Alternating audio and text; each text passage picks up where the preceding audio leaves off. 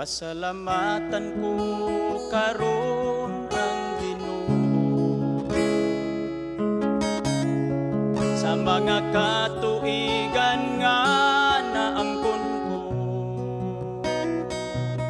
ug bisan pa sa akong mga kasakitan, giatiman niya ako. So muna siya kahimtang sa tulay sa dapitan ag sa July 25, 2025. So ang traffic gikan gyud dito sa rotunda. So imong makita dire sa video ang Pikas Lane usa ra ka buk miagi o bao-bao dayon dire kuan puno kay sakyanan. So gibutangan man ilang lagpis ito nga sa tulay munang dili ka basta-basta maka-overtake.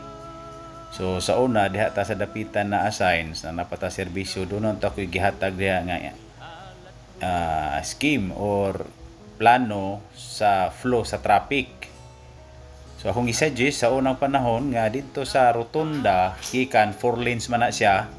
Taman aring duol-duol na sa tulay kanang dunay barangay hall diha sa Pulo Bana.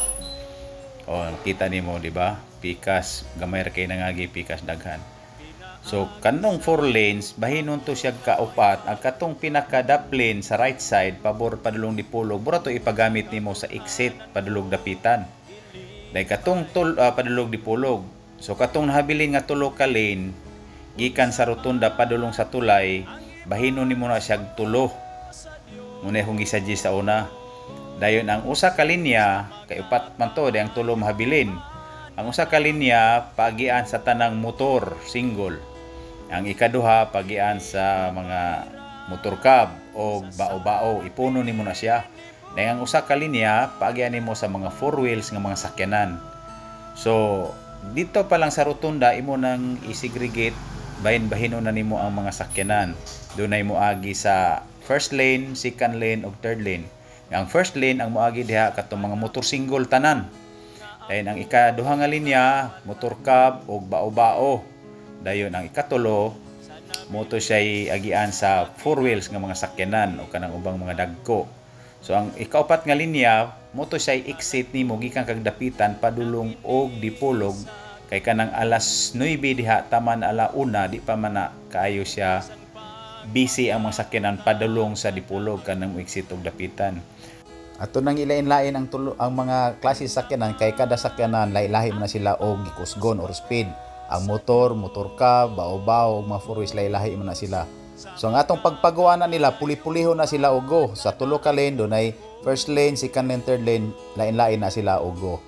Para paspas ang ato ang pagpagawa sa mga sakyanan. So kanang tulay dili po na dapat butangan diha og kanang PC kay diha ka maka-overtake kay kanang mga panahon na wala pa man ka engkwentro gikan og dapitan kay mingaw man na siya kaayo. So pohon-pohon pidita makahatag ninyo diha og dugang pagpasabot kung unsaon gyud pagpahigayon ang trapiko diha sa dakbayan sa dapitan labi na gyud panahon sa kapistahan ni Senyor Santiago. Kadto lang mga kaludi, daghang salamat og sa tanang panahon dalay ko ng Dios. Kanimo ang kinabuhi ko ihalad ko kanimo.